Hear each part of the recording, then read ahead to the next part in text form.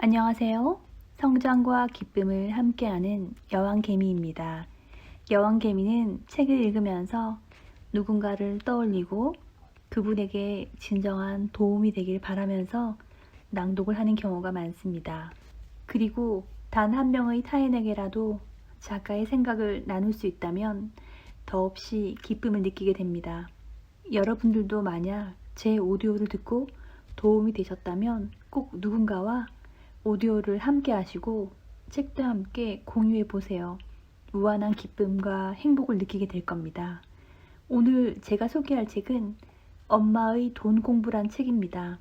이 책은 20대 결혼을 앞둔 예비신부, 30, 40대 엄마라면 추천하고 싶은 책입니다. 이지영 작가님은 20대에 남편과 원룸 빌라에서 1,500만 원으로 신혼생활을 시작했고 신혼 3년간 종잣돈 1억 원을 모아 아파트를 매수했습니다. 월급만으로는 절대 안정적으로 살 수 없음을 깨닫고 가족의 행복과 안정을 위해 본격적으로 부와 성공에 대해 공부해야겠다고 결심했습니다. 그때부터 경제신문 읽기, 부동산 리서치, 세미나 등 참석을 통해 투자에 대한 지식을 꾸준히 쌓고 독하게 공부했습니다. 그 결과 현재 서울과 인천, 경기도에 아파트와 상가를 보유하고 있고 총 자산은 50억 원이 넘습니다. 돈이란 우연히 주어지는 것이 아니라 그 사람의 그릇만큼 모이는 것이다. 따라서 운이 좋게 돈이 들어와도 내 그릇이 그걸 담아내지 못하면 그 돈을 장악하기 어렵다.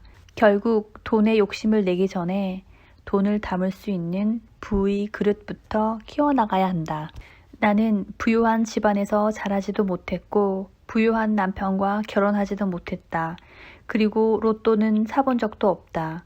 신혼 때 나를 되돌아보면 맞벌이로 직장을 다니면서 악착같이 하루하루를 살아온 부자가 된다는 것은 단지 꿈과 희망에 불과했던 평범한 주부였다. 그리고 직장 일, 육아, 재테크를 병행하며 수많은 좌절과 어려움을 겪었다. 그렇지만 지금은 버겁고 힘겨웠던 과거마저도 삶에 반드시 필요한 과정이었음을 알게 되었다. 엄마에게 돈 공부란 바로 자기 안에 숨겨진 뜨거운 소망을 확인하는 일이다. 또 이를 위해 도전하고 행동할 수 있는 용기를 장착하고 두려움을 극복해가는 전 과정을 뜻한다. 그 과정에서 엄마는 또 다른 나를 발견할 수 있고 사랑하는 가족을 책임질 수 있는 자신감을 얻게 된다. 따라서 엄마에게 돈 공부란 단순히 돈을 더 많이 벌어야 한다는 목적에 이끌려가는 과정이 아니다. 그것은 자신의 꿈과 소망을 확인하면서 시작되며 사랑과 책임감으로 이끌어지는 인생의 여정이라고 할 수 있다. 연령에 따라 돈 관리 방법은 달라져야 한다. 사람마다 자산 규모와 재테크의 성향의 차이가 있지만 꼭 피해야 하는 원칙은 나이대별로 비슷하다. 성공적인 재테크를 위해 연령대별 핵심 돈 관리를 알아보자. 20대, 차를 사지 마라. 가장 먼저 20대에는 차를 사지 않는 게 최고의 재테크다. 어떤 후배는 취직하자마자 자신이 꿈꾸던 자동차를 할부로 사들였다. 하지만 자동차를 매수하고 나자 엄청난 경비가 나가기 시작했다. 매달 내야 하는 할부금, 보험료, 주유비, 그리고 주차비까지 차를 사기 전에는 미처 예상할 수 없었던 여러 비용이 발생했다. 결국 이 친구는 회사를 몇 년씩 다녔음에도 모은 돈이 거의 없다. 주말이면 자동차를 타고 여기저기 놀러 다니게 되었고 지출은 더욱 늘어났다.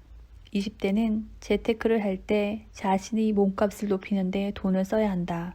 나의 업무 능력 향상에 필요한 기술을 배우기 위해 돈을 써야 한다는 의미다. 내가 아는 한 친구는 회사에서 필요한 능력을 개발하기 위해 퇴근 후에도 여러 가지 자기 개발을 게을리하지 않았다.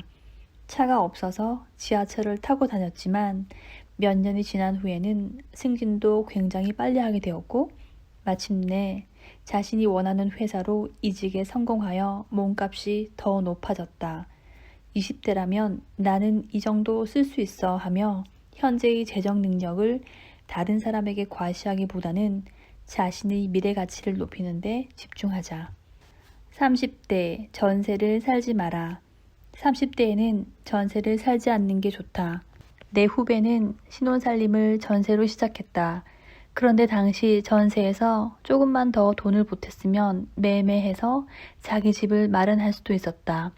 몇 년이 지나니 집값은 계속 올랐고 덩달아 전세금도 오르면서 전세에서 반전세가 되어 생활비가 더더욱 부담이 되기 시작했다. 어쩌면 나만의 힘으로 내 집을 마련하는 것이 어려울지도 모른다. 그럴 때는 레버리지라는 개념을 떠올려야 한다. 내 힘만으로는 집을 매매하기는 힘들 수 있지만 더 큰 힘을 빌려 해낼 수 있는 것이 바로 레버리지다. 내 집을 마련하기 위한 레버리지에는 어떤 것들이 있을까?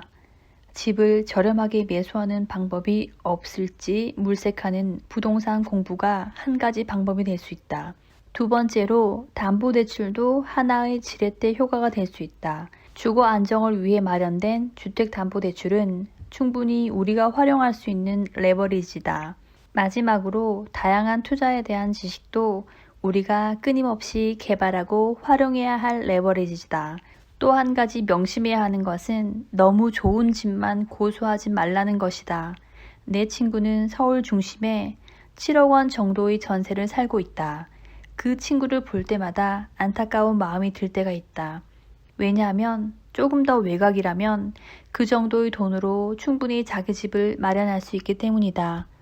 자신이 활용할 수 있는 여러 지렛대를 찾고 내 집을 구입하기 위한 노력을 30대부터 시작하면 좋겠다.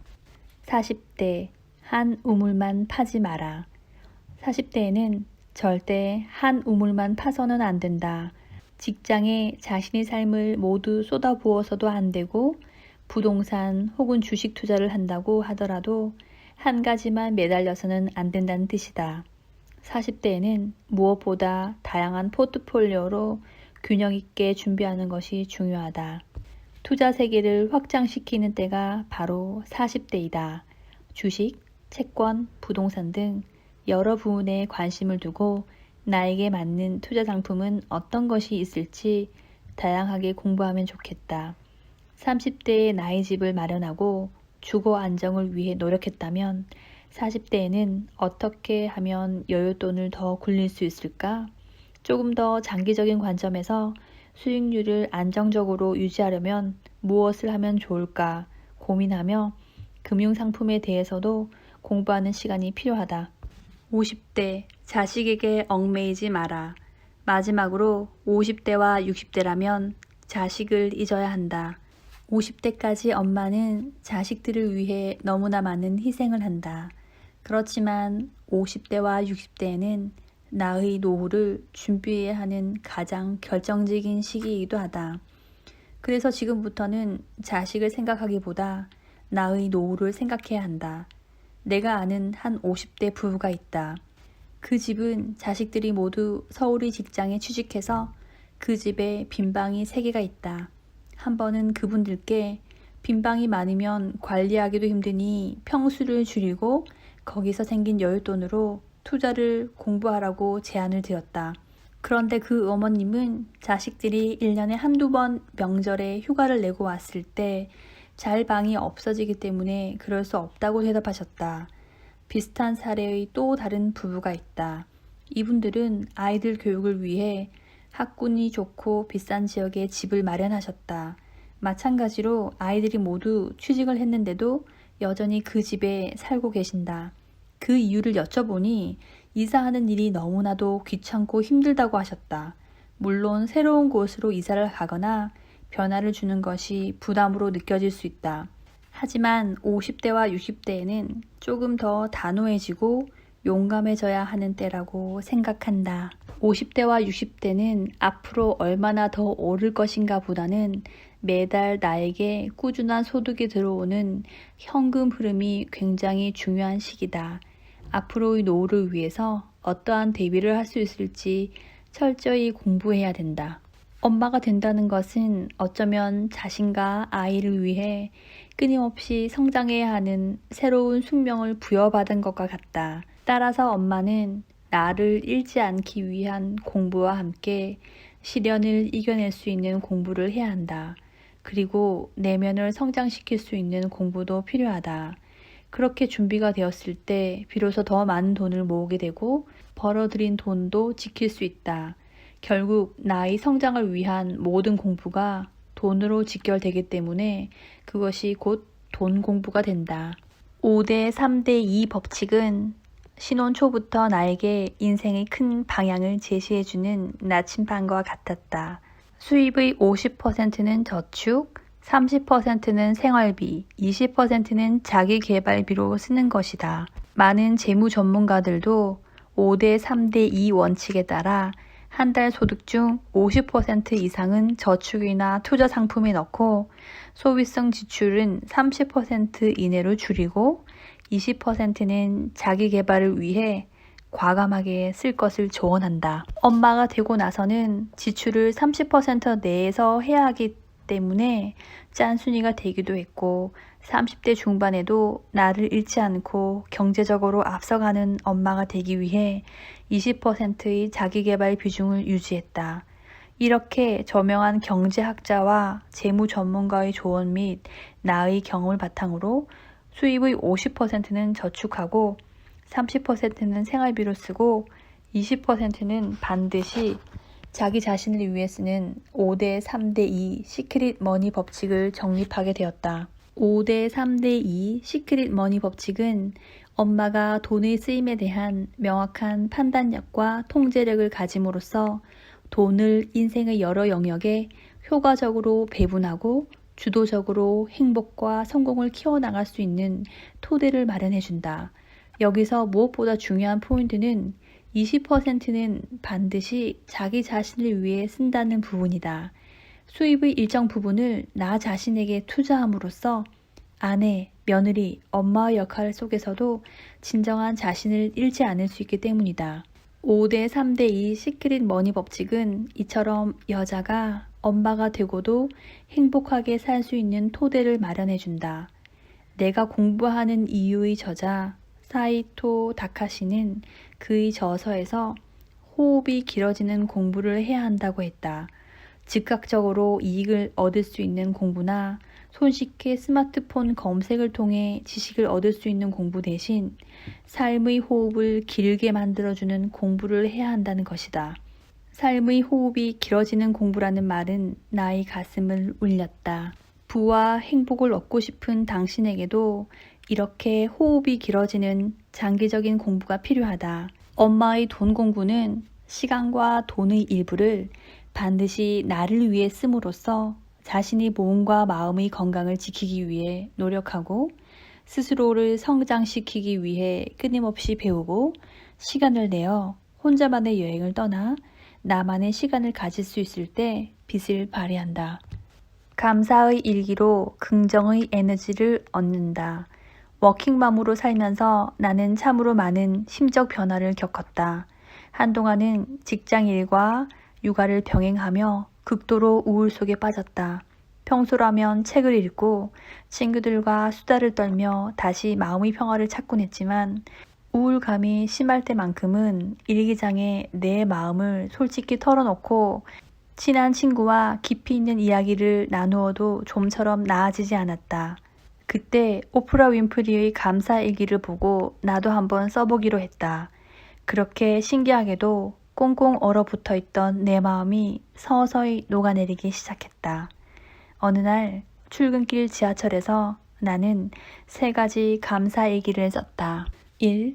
출근하기 전 아이들이 저에게 엄마 사랑해요 라는 말과 함께 볼에 키스하게 해주셔서 감사합니다. 2. 제가 좋아하는 음악을 듣고 시원한 바람을 맞으면서 상쾌한 기분으로 출근하게 해주셔서 감사합니다. 3. 부모님도 우리 가족도 모두 건강하게 해주셔서 감사합니다.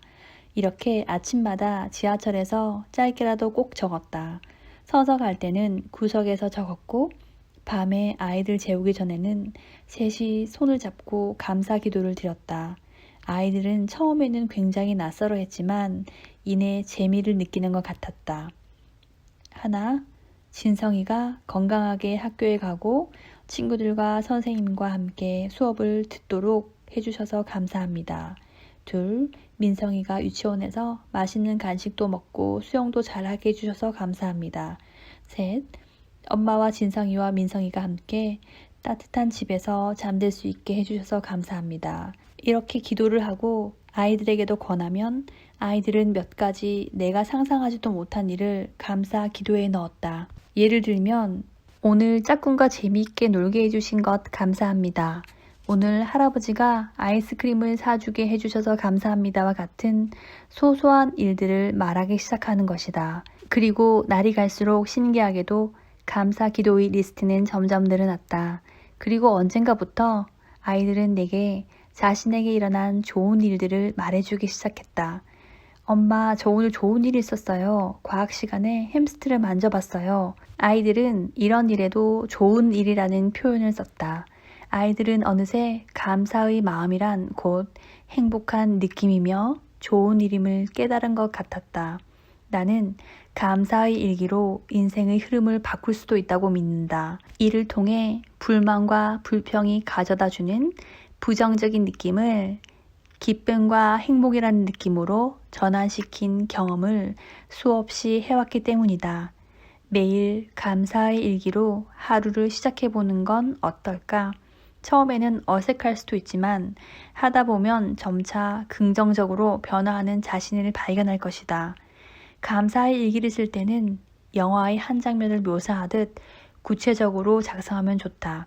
그리고 저녁에는 꼭 아이들이 손을 잡고 감사 기도를 드려보자. 당신에게도 오프라 윈프리가 말한 기적이 펼쳐질 것이다. 감사의 일기 외에도 작가님은 아침 5분씩 성공 일기, 미래 일기를 간단히 적으면서 매일 하루를 시작한다고 합니다. 감사의 마음과 평온함이 가슴을 채워주는 것입니다. 사실 나도 이 일기를 쓰기 전에는 매일 쳇바퀴 돌리는 삶을 한탄하며 온갖 걱정과 스트레스로 가득 찬 상태로 어쩔 수 없이 하루를 시작한 적도 많았다. 하지만 매일 아침 나 자신을 사랑하고 보듬는 시간을 가지면서 나는 더 강해졌고 더 밝아졌다. 당신도 그렇게 하루 5분을 시작할 수 있다면 어느새 일기에서 꿈꾸던 자신의 모습대로 성장해 있을 것이다. 아무리 바빠도 한 달에 반드시 3권 이상의 책을 구매하여 읽도록 하자. 이때 3종류의 책을 골고루 사도록 한다. 첫 번째, 지식을 얻기 위한 책. 이는 전문 분야와 관련된 책을 말한다. 영어 읽기 능력을 향상시키기 위한 영어 학습책, 마케팅에 관심이 있다면 마케팅 기법, 블로그 운영법 등과 관련된 책을 택한다. 운동에 관심이 있다면 스트레칭, 홈 피트니스 관련 책을 사고 요리에 관심이 있다면 요리법을 다룬 책을 선택한다. 이처럼 자신의 관심 영역과 관련된 책으로 시작해서 점차 범위를 넓혀가면서 책을 택한다. 두 번째, 이익을 얻기 위한 책. 삶에서 직접적으로 활용하여 눈에 보이는 이익을 얻을 수 있는 정보를 담은 책을 말한다. 예를 들면 재테크와 같은 자산 관리 책이나 아이와의 대화법 등 나에게 필요한 지식을 주는 책이 이에 속한다. 나의 경우 투자를 시작하면서 재테크와 관련된 신간은 나오는 대로 거의 다 읽었다. 돈이나 재테크에 막연한 공포가 있는 엄마들에게 내가 추천하고 싶은 도서는 부자 아빠, 가난한 아빠, 보도 셰퍼의 돈, 세상 모든 왕비를 위한 재테크이다.